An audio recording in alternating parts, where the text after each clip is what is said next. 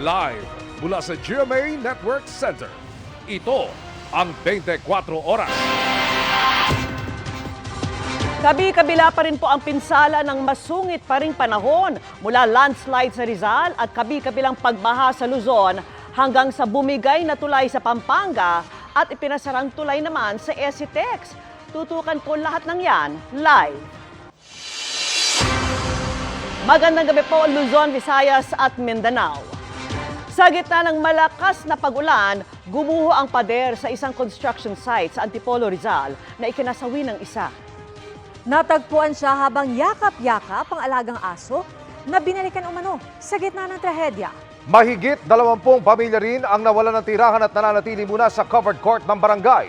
Mula roon, nakatutok live si Dano Tipuco. Dano.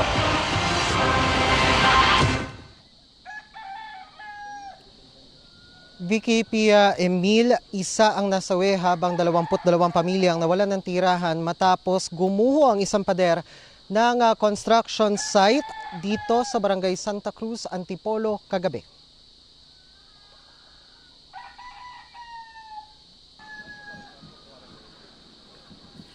Kalaban ng ulang lalong nagpalambot ng lupa, hindi bababa sa 3 oras na naghukay ang mga rescuer sa pagguho ng isang pader sa construction site na ito sa Barangay Santa Cruz ng Antipolo, Rizal.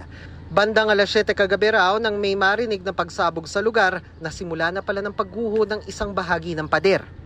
Kagabi nung mga alas 6 pasado pa lang, nagulan-ulan saglit. Yun, mag-alas 7, gulat na lang ako na sumabog yan dyan yung nila, yung buong pader. Kagabi nung gumuho yan doon sa dulo, madilim na. Yun, gulat na lang ako ba't gumuho. Tapos yung pangalawa, mga mga bandang alas 7:20, ito gumuho na rin. 2 bahagi ng pader ang gumuho. May mga nakalikas pa raw bago gumuho ang huling bahagi. Bilis lang. Kasi nung gumuho yun, yung una dyan, mga 7. Pagdating dito, mag-alas 7:30, gumuho rin to eh. Kung nagkasabay-sabay sana yung guho, maraming tatamaan. Buti na lang, nung unang side na gumuhong pader, medyo doon nataranta yung taot kaya naglabasan. Kung nagsabay-sabay ng dagaan yon, medyo marami ang mamamatay. At buti na lang, maaga pa. Eh kung yun hating gabi tulog na yung tao, siguro baka lahat ng tao ron sa gilid ng pader na yun ay matabunan. Pero naipit pa rin at nasawi ang 41 anyos na si Dina La Chica. Nagluluto kasi ito at doon sa pagluluto niya, medyo may narinig siya na medyo lumalagitik na, eh bigla siyang inunan niya yung pamangkin niya na mailabas. Tapos parang binalikan niya yung aso niya. Kaya nung mamatay, hawak-hawak niya yung aso niya. Bandang alas 11:15 kagabi nang makuha ang labi ng biktima kasama ang alaga. Nahirapan po kami muna dahil ang lakit ng lupa. Buti na lang po at may nagpahiram ng bako para po agarang mahukay namin yung natabunan po. Hinanap po namin, di namin makita ng bako, hindi matuntong kung saan lugar yung talagang nadagaanan yung tao. Kaya naghukay kami hanggang sa nakita namin lumabas yung ulo at doon namin po ginamit yung mano-mano na para hindi masyado masalanta yung katawan ng... 22 pamilya naman ang nawalan ng tirahan at pansamantalang tumutuloy sa modular shelter sa covered court ng barangay at binigyan ng relief goods. Sinusubukan pa naming kuhanan ng pahayag ang kontraktor at may-ari ng gumuhong pasilidad. Ayon sa barangay, nakipag-ugnayan na raw ang mga ito sa kanila at nangako na ng paunang tulong pinansyal at tulong sa pagpapatayo ng mga nasirang tahanan.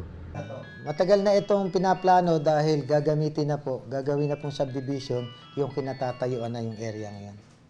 Meron na rin daw lilipatan ng mga apektadong residente na bibigyan ng tig 35 square meters na lote para sa kanilang bagong bahay. Matagal na itong pinaplano dahil gagawin na pong subdivision yung kinatatayuan na yung area ngayon. Hindi dahil dun sa lugar? Hindi, talagang doon po.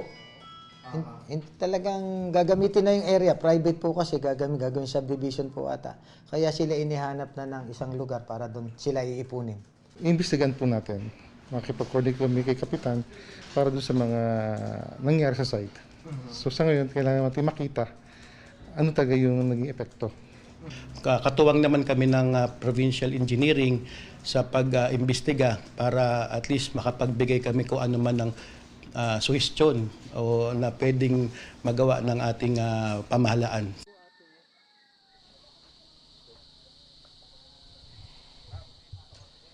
At Emil, sa covered court ng Barangay Santa Cruz ngayon, pansamantalang nanunuluyan yung mga nawalan ng tirahan dito sa lugar ng pagguho kung saan tayo kasalukuyang sumasahimpapawid. Nakatakda namang imbestigahan ng provincial government ang insidente para malaman kung ano ang sanhi nito at ano ang mga hakbang na dapat kunin para hindi na ito maulit pa. Emil? Maraming salamat, Dano Tingkungko. Sabay na ulan at high tide naman ang nagpalubog sa nasa 10 barangay sa Bataan. Sa ilang lugar, hanggang bewang pa ang baha. Mula po sa bayan ng Hermosa, nakatutok live si June Generacion. June!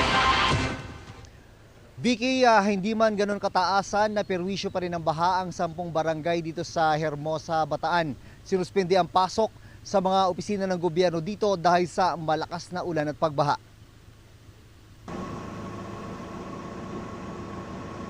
Nakatayong mga tubo at mahabang silya ang nagsisilbing patungan ng mga gamit ni Mang Ernie ngayong lubog sa baha ang kanyang bakuran.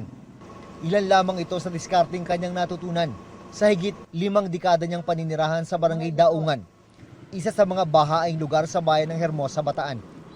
Tinaas na namin, gabi na eh. Baka mamayang gabi yung mga Maria, wala kami magtataas gabi. Nangulubog to. Pagka bumaha, kaya inanda na lang namin. Lubog ang ilang bahagi ng Barangay Daungan at 9 na iba pang barangay sa Hermosa dahil sa buhos ng ulan kahapon na sinabayan pa ng high tide. May mga lugar na halos hanggang bewang ang taas ng baha. Meron din namang isang talampakan lang. Bigla pong laking tubig. Malakas po kasi maghapon ay magdamag yung ulan. Pero hindi pa naman umabot sa puntong kailangan maglikas ang lokal na pamahalaan o mamigay ng relief goods. Bagamat may nakahanda na sila mga food packs sakaling kailanganin na. Yung mga mangilan-ngilan pa na nasa at risk, hinahanapan din natin sila ng mga possible relocation sites para totally wala ng at risk families dito sa Hermosa. Matagal ng bahagi ng buhay ng mga taga Hermosa ang baha. Pero di hamak na mas mainam na raw ang sitwasyon nila ngayon dahil sa tulong ng dredging sa bunganga ng Almacen River. Sanay na po yung mga tao dito sa Barangay Almacen tsaka sa Dongan.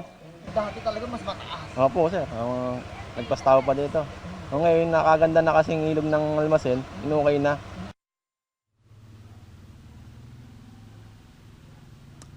Sabi ng Hermosa MDRMO Vicky ay mabilis din namang humupa ang baha sa karamihan sa mga naapektuhang lugar. Hindi tulad noon na bibilang pa ng araw bago mawala ang tubig sa mga mabababang lugar. Vicky. Maraming salamat sa iyo, June Veneracion.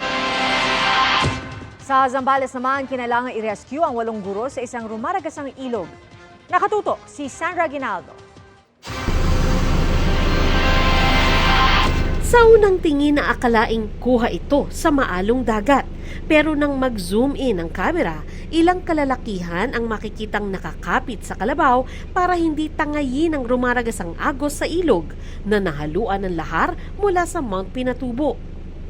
Kuha ito sa Balumboy River sa Zambales kung saan din na-rescue kahapon ang 8 gurong mula sa 2 magkahiwalay na paaralan. Napaiyak pa ang mga teacher nang sa wakas ay makatawid sila. Isa sa kanila, si Teacher Cherry May Bertulfo ng Magisgis Integrated School. Kasi po hinang-hina na din po ako nung naisakay na po sa salbabida. Doon po na-feel ko po na safe na po ako. Kaya yung struggle and yung na-overwhelm po na emotion sa akin, yun po yung nag-cause na maiyak po ako.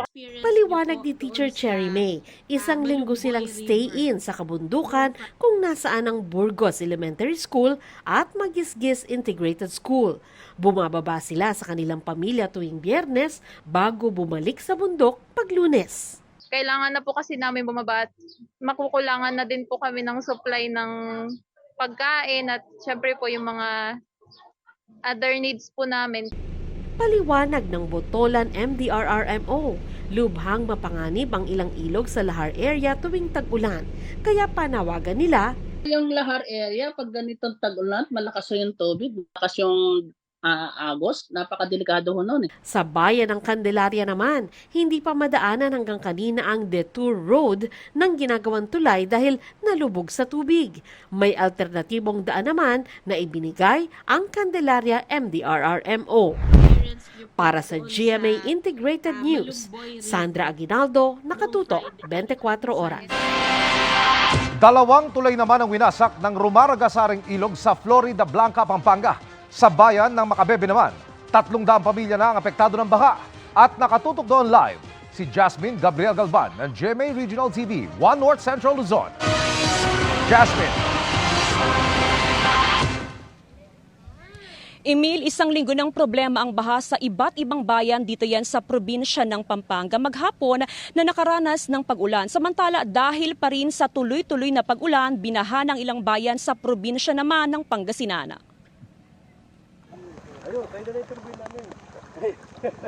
Umapaw ang tubig sa Marusay Creek sa Santa Barbara, Pangasinan. Resulta, baha sa Sitio Riverside sa Barangay Sungkil.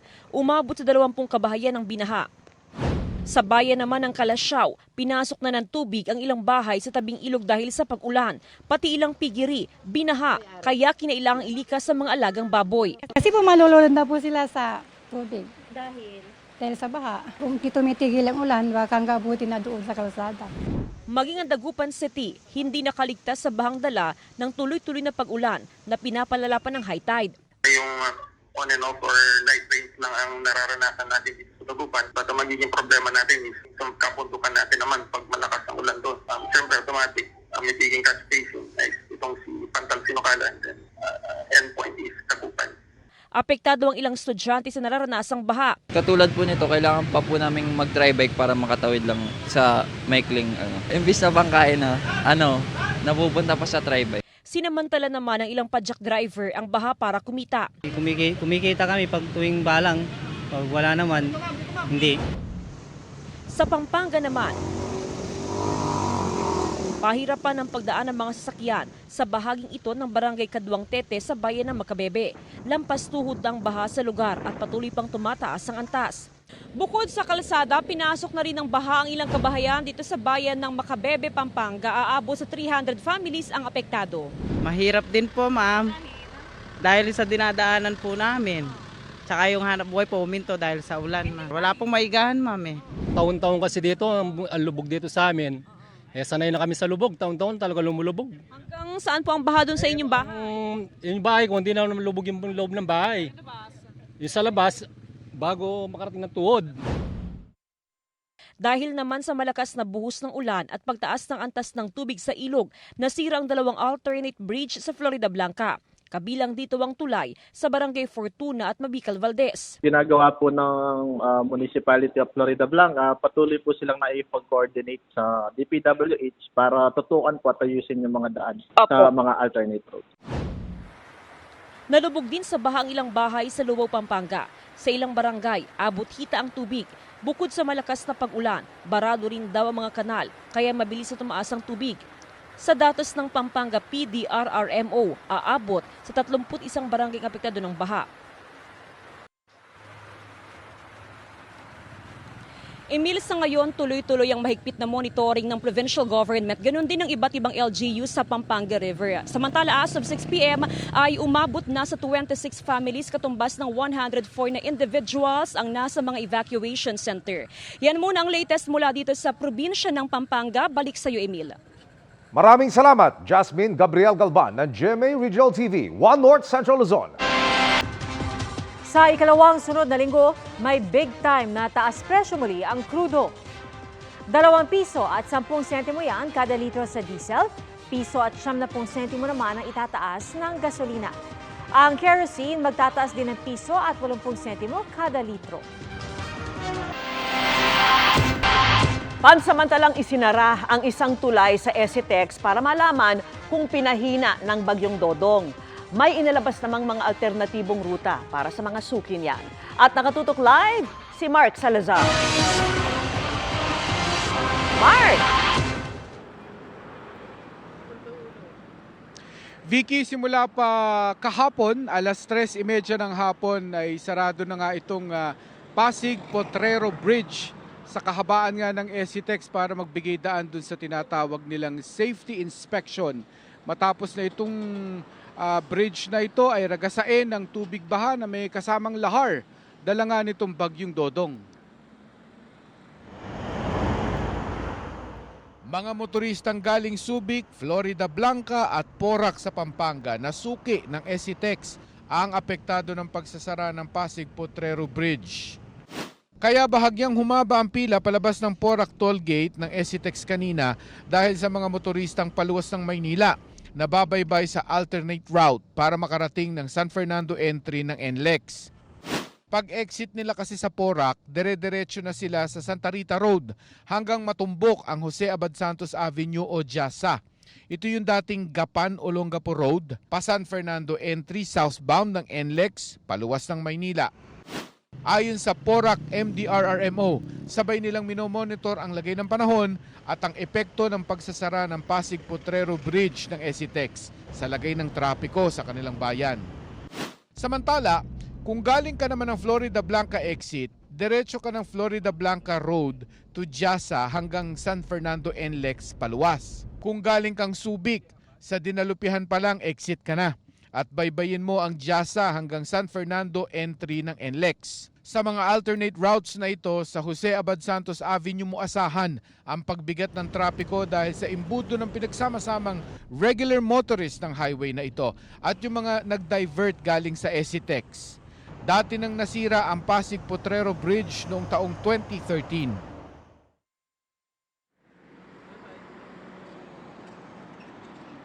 Wala pang inilalabas na assessment itong engineering department ng NLEX tungkol doon sa isinagawa nilang safety inspection sa Pasig Potrero Bridge. Doon naman sa ating mga kababayang motorista na suki talaga ng SCTEX dahil ito talaga ang kanilang ruta. Ang tabayanan po ninyo 9 p.m. mamaya ang susunod na advisory ng NLEX para malaman ninyo kung bubuksan na ba at kung bubuksan na kailan bubuksan itong Pasig Potrero Bridge para kayo ay guided sa inyong mga biyahe. Live mula dito sa San Fernando, Pampanga para sa GMA Integrated News. Mark Salazar, nakatutok 24 oras. Maraming salamat sa iyo, Mark Salazar. Happy Monday, chikahan mga kapuso! 5 days to go at matutunghayan na natin ang pinakamalaking gathering of the biggest and brightest stars ng taon. Kaya naman, ang ilang kapuso at Sparkle Stars, kanya-kanyang gimmick na para ayain ang kanilang dates sa GMA Gala 2023. Makichika kay Nelson Canlas. Bukod sa glam and fashion, para sa pinakaabangang gathering of stars ng taon ang GMA Gala 2023. Interesting din kung sino ang makakadate ng mga kapuso stars and celebrities sa paglalakad nila sa red carpet. Inaasahan ng darating si Dingdong Dantes kasama ang kanyang forever date na si Marian Rivera. Gayon din ang kapuso power couple na sina Jenilyn Mercado escorted by hubby Dennis Trillo, Heart Evangelista at Senator Cheese Escudero. Ganon din sina Julian San Jose at Raver Cruz. Pero ang ibang Sparkle Stars, kanya-kanyang paandar na rin sa kani-kanilang proposal. Sasagot mo lang sa akin, yes. Okay. Ay, okay. Yes, okay, I'd love to. Si Clea Pineda ay dinaan sa isang challenge ang pag-aya sa kanyang girlfriend na si Catrice Carol. Will you be my date on July 22 for GMA? What? Hindi nga. What? What? Yes, baby! Naiyak pa nga si Catrice sa proposal na may mahigit 2.1 million views na. With a bouquet of flowers naman, nakuha ni Prince Clemente ang pag-yes to the gala ni Althea Ablan. Todo iwas naman si Rabia Mateo nang abutan din siya ng bouquet ni Jeric Gonzalez nang salubungin siya sa airport. Pero nakuha rin ng binata ang kanyang mailap na yes. Habang si Paul Salas, sa isang dinner idinaan ang pagpapapayag niya sa date na si Mikey Quintos. Nelson Canlas updated sa Showbiz Happenings. Para raw madagdagan ulit ang kita sa pasada ng mga driver, humiling na sa LTFRB ang mga operator ng mga city bus na ibalik ang dating ruta kabilang ang EDSA. Nakatutok si Joseph Moro. Pandemya ng alisin sa EDSA ang mga city bus at provincial buses sa ilalim ng Route Rationalization Program ng Land Transportation Franchising and Regulatory Board o LTFRB. Sa halip, inilagay ang EDSA bus carousel at inilipit ang mga city bus sa iba't ibang ruta sa Metro Manila. Sa ilang ruta, kalaban ng mga bus sa mga jeep. Kaya ngayon, umaaray na ang mga operator ng mga city bus dahil lugi na raw sila. Sa konsultasyon nila at ang mga operator ng provincial buses sa LTFRB, hiniling nilang ibalik sa kanila ang mga dati nilang ruta kasama na rito ang EDSA. Gusto rin ng ibang bus operators na tanggalin na ang EDSA bus carousel at bike lane para bumalik sila sa dalawang pinakakanan dulo ng EDSA. Yeah, sana kasi bago nalipat yung mga nabigay sa amin yung mga GCQ routes, lahat kami, we already started with refleeting dahil sa Transport Modernization Program.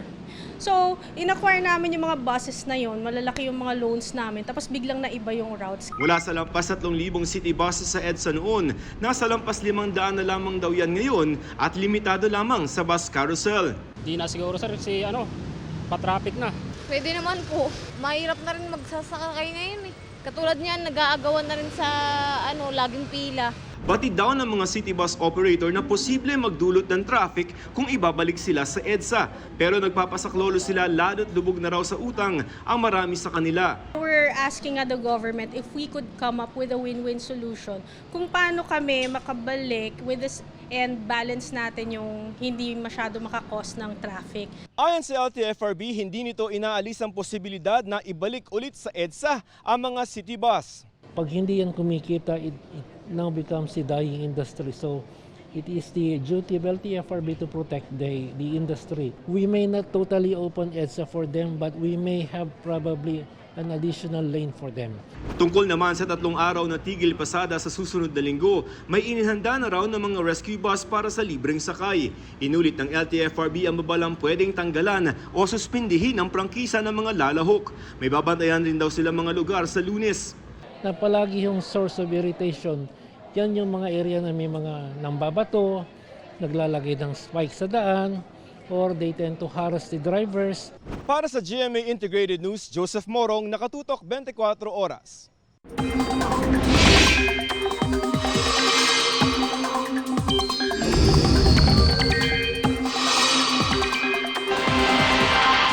Magandang gabi mga kapuso, may bagong low pressure area sa loob ng Philippine Area of Responsibility. Huliyang namataan 925 kilometers silangan ng northeastern Mindanao at ayon sa Pag-asa, posible itong maging bagyo sa mga susunod na araw at tatawagin sa local name na Egay, ang ikalawang bagyo sa PAR ngayong Hulyo.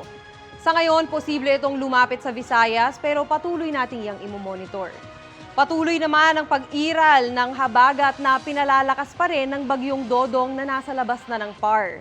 Dahil dyan, uulanin pa rin ang ilang bahagi ng bansa base sa datos ng Metro Weather. Maulan bukas sa halos buong Luzon, lalo na sa hapon. Yung mga kulay orange at pula sa forecast map, ibig sabihin yan ay heavy to intense rains. Asahan yan sa Ilocos Region, Zambales, Bataan, Cagayan Valley, Calabarzon at ilang bahagi ng Bicol Region. Sa Metro Manila, posible ulit umulan bago magtanghali bukas. Maaring magpatuloy yan sa hapon at sa gabi. May malalakas na ulan sa Quezon City, Marikina at Caloocan. Sa Visayas naman, mula umaga pa lang may ulan na sa ilang bahagi. Sa hapon, may malalakas na ulan na sa Samar at Leyte provinces, pati sa Cebu at Bohol. Uulan din sa Mindanao lalo na sa hapon. May heavy to intense rains sa Zamboanga Peninsula, Soc-Sargen at ilang bahagi ng Davao Region. Dahil din sa habagat, magiging maalon at delikadong pumalaot sa western seaboard ng Luzon at sa ilang baybayin ng northern at southern Luzon. Yan muna ang latest sa lagay ng panahon. Ako po si Maureen Shrivers para sa GMA Integrated News Weather Center. Maaasahan anuman ang panahon. May babala po ang Health Department kaugnay ng mga delata na takbuhan pa naman ng marami pagtag-ulan. Ingat po sa mga expired na hinihinalang dahilan ng pagkamatay ng isang bata at pagka-ospital ng 11 sa Zamboanga. Nakatutok si Lay Alves. Pagkain ng expired na delata ang hinihinalang sanhi ng pagkamatay ng isang 11 anyos na batang lalaki sa Zamboanga City noong Huwebes. Isinugod din sa ospital ang 5 pa niyang kaanak na mga menor de edad din na ayon sa pulisya ay kumain din daw ng expired na produktong kanilang napulot sa isang bakanteng lote. Ayon sa pulisya, galing daw sa isang tindahan ang canned goods na noong 2021 pa raw expired. Itatapon na daw dapat ito pero imbes na ibaon sa lupa, iniwan lang daw ito sa isang bakanteng lote. Supposed to be may area sila. And then itong driver natin naman tinapon doon sa malapit sa may mga bahay-bahay. Ito ng mga bata naman, kinukuha nila yon, kinain din nila. Nagsuka at nahilo rin daw ang 19 na iba pang menor de edad na kapitbahay ng biktima na nakakain rin daw ng expired na produkto.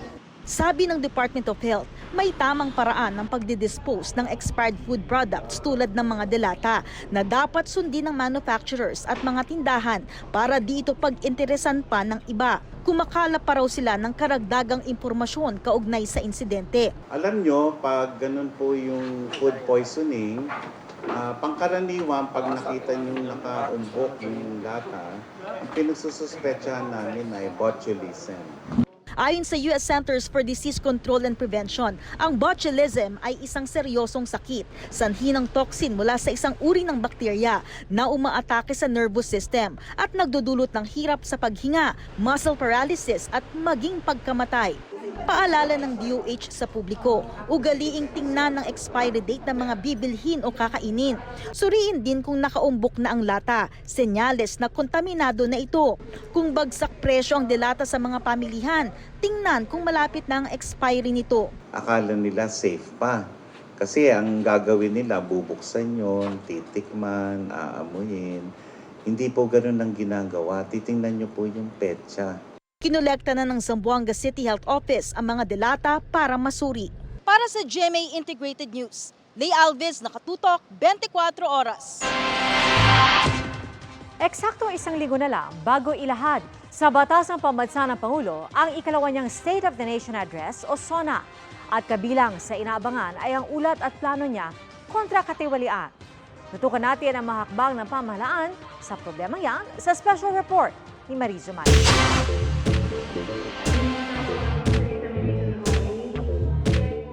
Pila ito ng mga kumukuha ng lisensya at rehistro ng sasakyan sa Land Transportation Office. Kung sila mga sumusunod sa tamang proseso, sa labas meron pa rin daw mga naghahanap ng paraan para makalusot. Yan nangyayari pa rin siya.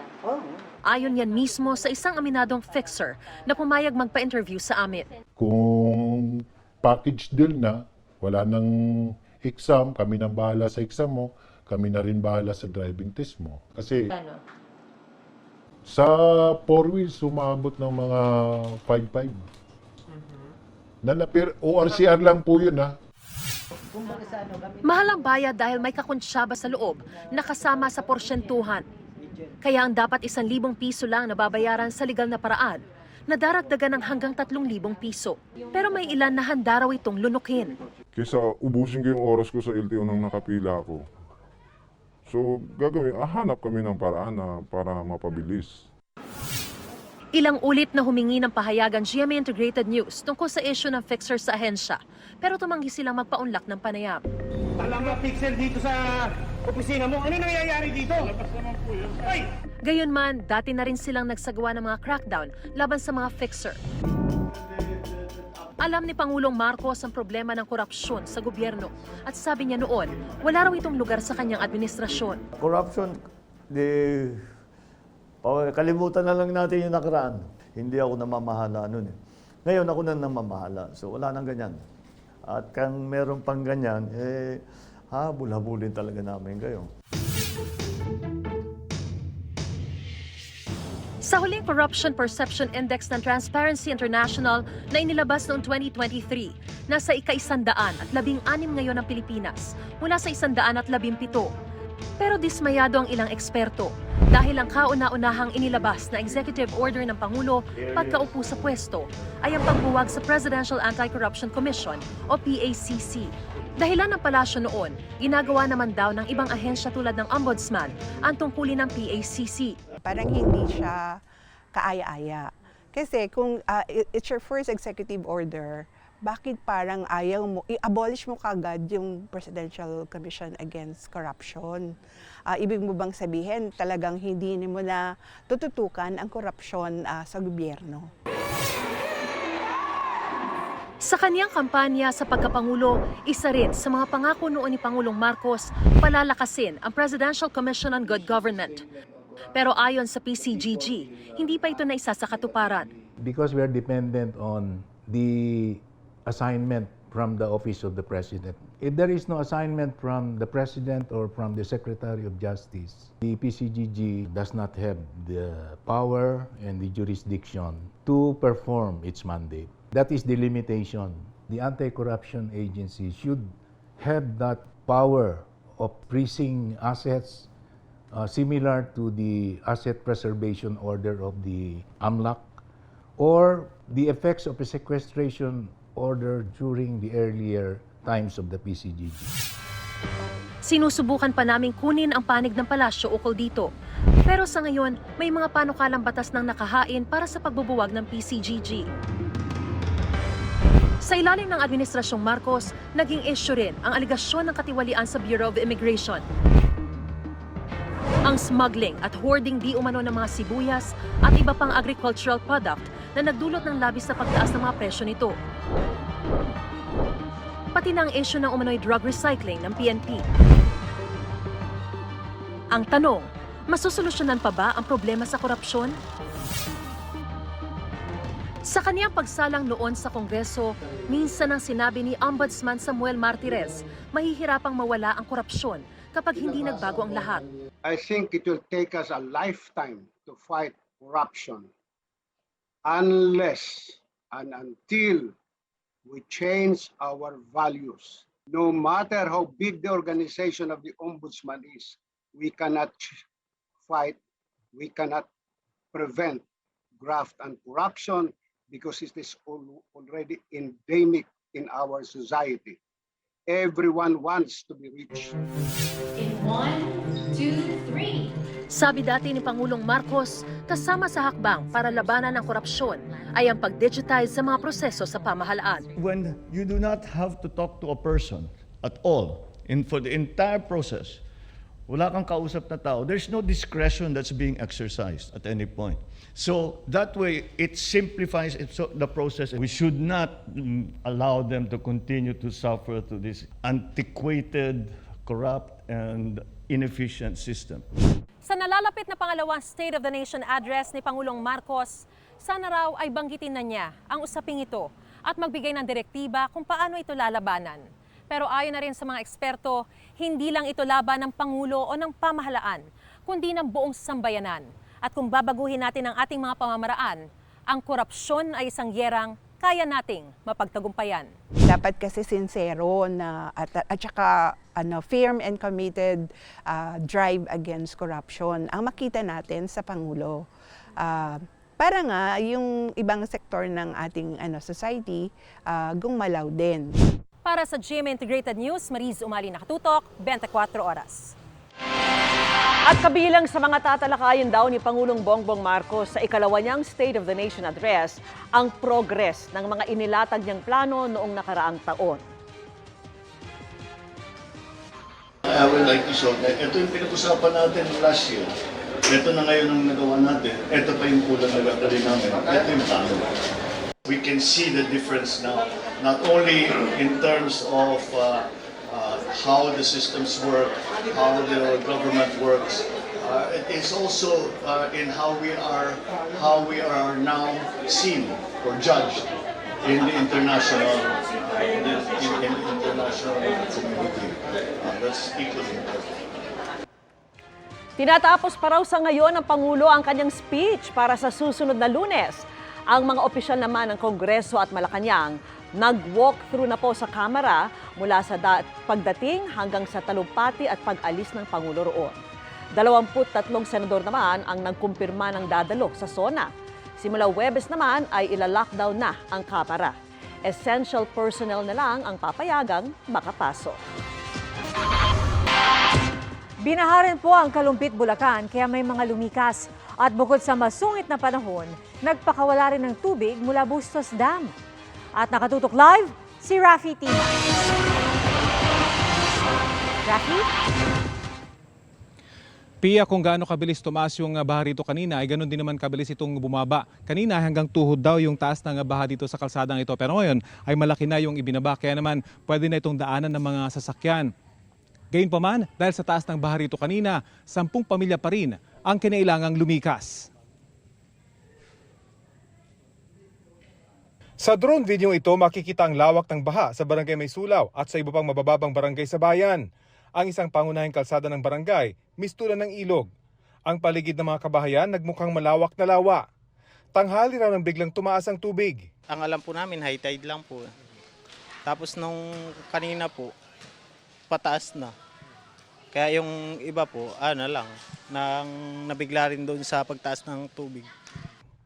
Kabilang sa 10 lumikas ang pamilya ni Alona na tumuloy muna sa evacuation center ng Maysulaw dito sa Kalumpit. Ngayon lang po kami nakabakwit po kasi malaki po yung tubig sa amin ngayon eh.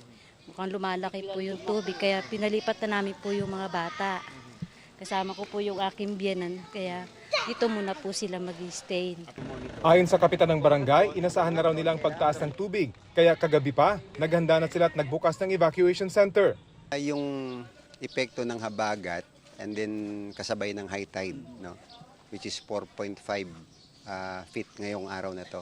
Kaya pinaigting ng habagat, kaya tuloy-tuloy na pagulan, yun yung nagpalalim ng tubig.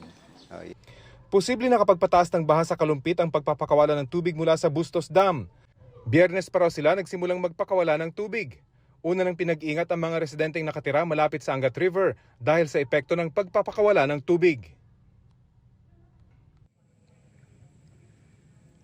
Sa dalas ng pagbaha rito, may mga evacuees na tumatagal na hanggang 3 buwan dito sa mga evacuation center at 3 hanggang 4 na beses silang lumilikas kada taon. Bagamat nasasabing sanay na, delikado pa rin yung mga biglaang pagtaas ng baha tulad na nangyari kanina. Yan pa rin ang latest mula dito sa Kalumpit sa Bulacan. Pia? Maraming salamat, Rafi Tima. Pwede na pong mag-report ng mga krimen at magkasa ng mga transaksyon sa mga lokal na pamahalaan sa super app ng gobyerno. At yan po ang tinutukan ni Ivan Mayrina. Matapos silunsad ang eGov.ph Super App noong 1 buwan para gawing digital ang mga transaksyon sa gobyerno, inilunsad ngayon ang 2 bagong bahagi ng app. Una ng ELGU, one-stop shop daw na magpapadali sa mga karaniwang transaksyon sa mga munisipyo tulad ng business permit, licensing, community at real property tax at iba pa. Ang isa naman ay ang e-report para mas mabilis sa ma-report ng publiko at marespondihan ng mga otoridad ang mga krimen, mga sunog at iba pang emergency. Para maging matagumpay ang sinusulong na digitalization, kailangan mabilis at maasahang internet connection. Kaya utos ang Pangulo. I also call once again on the DICT, DILG, and our LGUs to ensure the efficient implementation of EO number 32 to ramp up the implementation of infrastructure projects in the telecommunications industry so we can accelerate our country's digital transformation.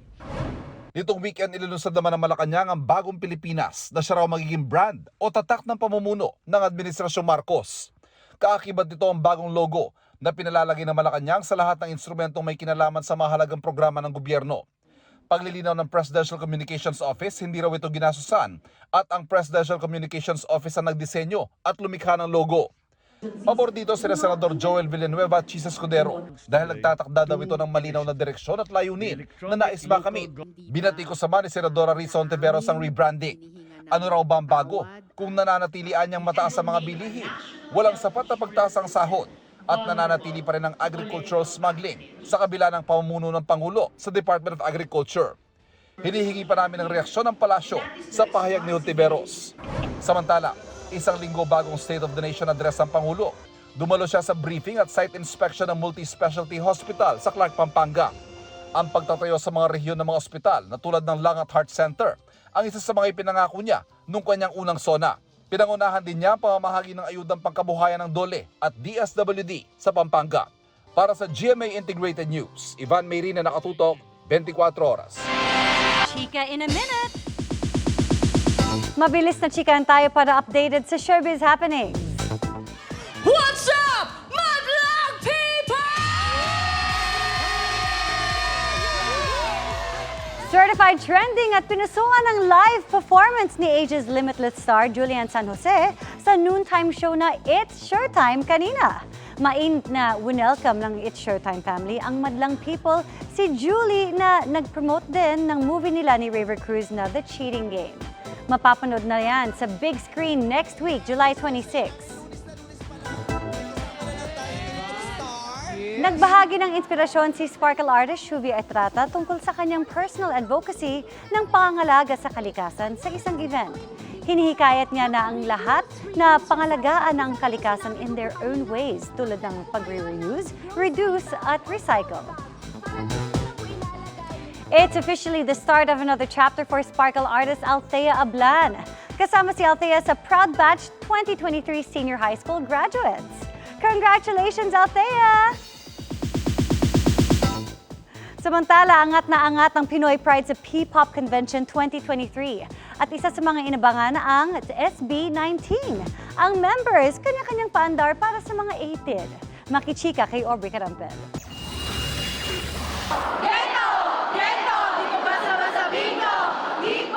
Gento ang eksena sa The Voice Generations booth sa P-Popcon Manila 2023 nitong weekend habang hinihintay ng 18s ang pagdating ni SB19 member Stel.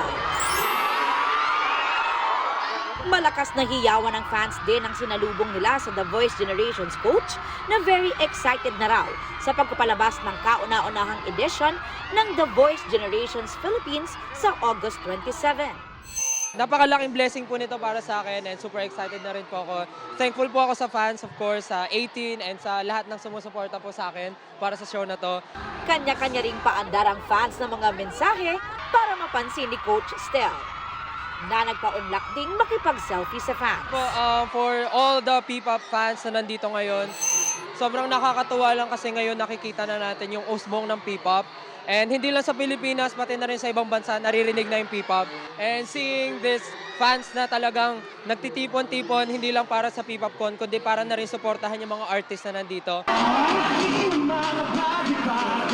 Bukod sa pangmalakasang Gento performance, kinanta rin ng grupo sa P-Popcon 2023 concert sa Araneta Coliseum na culmination ng 3-day P-Pop convention, ang I Want You.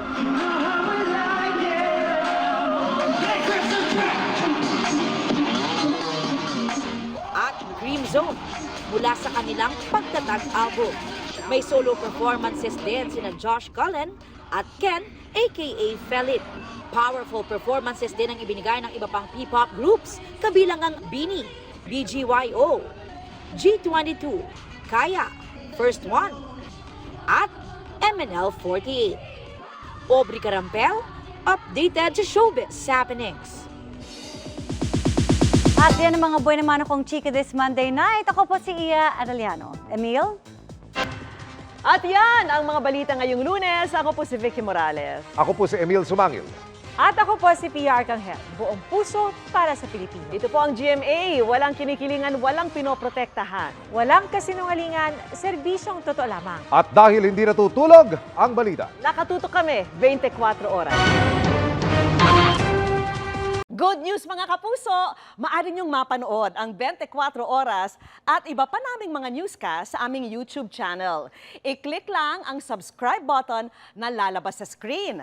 Sa mga kapuso abroad, maaari niyo kaming masubaybayan sa GMA Pinoy TV at sa www.gmanews.tv.